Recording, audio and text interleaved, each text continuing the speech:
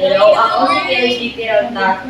Nag-iisa lang ako anak, 11 taong gulang. Nakatira ako sa tindahan ng Bayong Sultan Kudarat. Ito ang aking mga masasaya na experience noong grade 1 hanggang grade 6.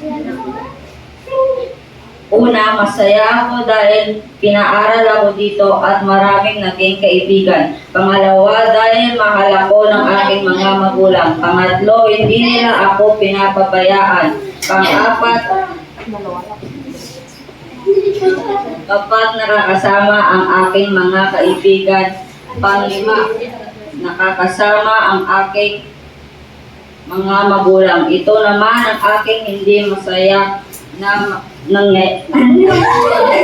nangyayari sa aking buhay.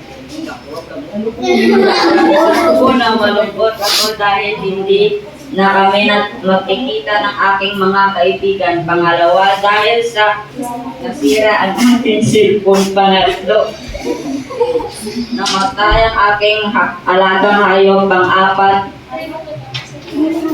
may mga hindi nakakasama na kaibigan. Pang-lima, nawalan ng tito. Salamat po sa